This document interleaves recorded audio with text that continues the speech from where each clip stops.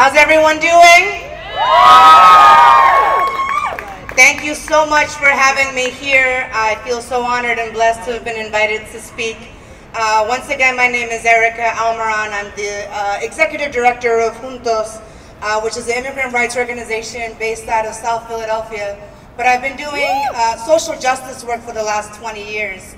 And before I kind of start, I want to give some background.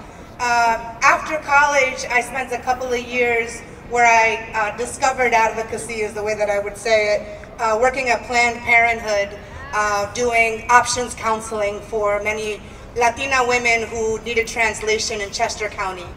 After that, I spent years at the Philadelphia Student Union leading a women's group for mostly young black and brown young women to discuss some of the issues that we're bringing up today and to talk about what are healthy relationships and what is rape culture. And for the last several years, I've been fighting to end mass detention and mass incarceration of our loved ones.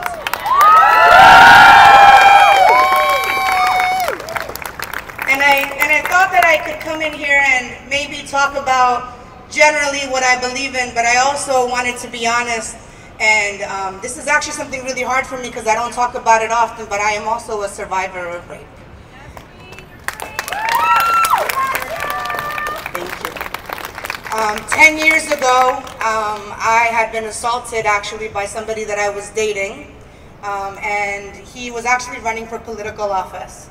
I think it's important to note, because as we talk about that I had ran this year, what that also meant for me was that as I was running for political office, he wound up in a lot of my similar spaces. When I had been assaulted 10 years ago, it took me weeks to even identify what had happened to me. And I am so blessed to have had a network of strong women who were surrounding me, who helped me get access to support. I want to give a shout out to War, who's with us today. One of the first recommendations that I had from my loved ones were to get counseling and to talk to somebody about it, and it was War that was there for me.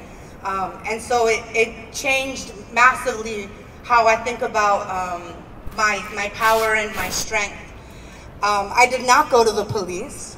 I struggled actually with the thought of going to the police about my assault, although some people had said that I should.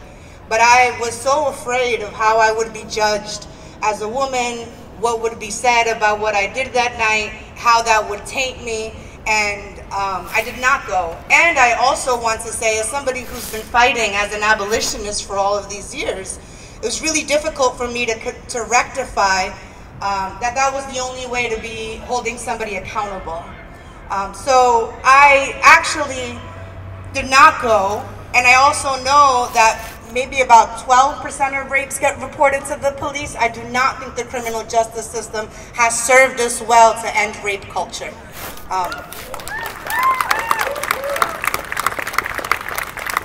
As I was running for office, I would be in spaces and I'd had to speak on panels, and my rapist would come into the room. He would make it a point when I was on a panel to sit directly in front of me and take up space, to have me intimidated by his presence. And what I had to do was talk to my campaign staff about having a safety plan so that they could walk in and alert me if he was in the room, so that I knew how to handle myself and what to do. And what I actually came to realize was that his rape of me was not about sex, it was about power. And it was about the fact that he was intimidated by my power, and that he doesn't actually know what power is. And power is about building community, and about building social justice, and about building the world that we want to see.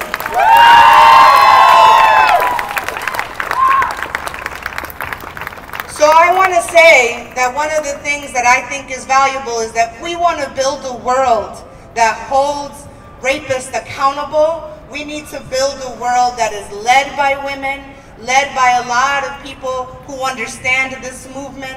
And I remember very distinctly that somebody by the name of Alexandria Ocasio-Cortez said that for every one of us to get into office, 100 of us need to run. 100 of us need to get into the halls of power, run for the halls of power to get one of us in there. And the importance of having somebody like us in there is because we need people who understand our struggle to be advocating for us. So if 100 of us need to run, then I'm going to say right now, let's give them a run for their money. Thank you.